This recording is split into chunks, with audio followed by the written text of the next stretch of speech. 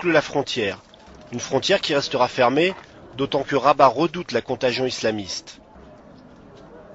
La situation sécuritaire s'améliore en Algérie, mais pas de réouverture des frontières. Les relations restent chaotiques entre les deux pays, à cause notamment de la question du Sahara occidental. Le Maroc a annexé ce territoire en 1975, après le départ des Espagnols. S'engage alors une guerre avec les rebelles du Front Polisario, soutenus par l'Algérie. Un cessez-le-feu sera signé en 1991 sans que soit trouvé un terrain d'entente. Depuis quelques mois, des pourparlers sous l'égide de l'ONU tentent d'apporter une solution définitive.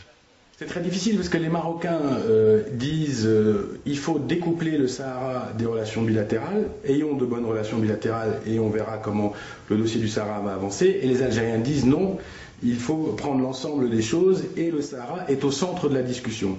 Tant qu'on n'aura pas trouvé une solution politique à la question du Sahara, on n'aura pas trouvé une réponse à la relation bilatérale algéro-marocaine et plus largement à la construction du Maghreb. Les opinions marocaines et algériennes sont plutôt favorables à une réouverture de la frontière. Une frontière poreuse, espace privilégié de toutes sortes de contrebandes. L'intérêt économique est grand pour les deux pays, qui avaient des échanges particulièrement fructueux avant 1994.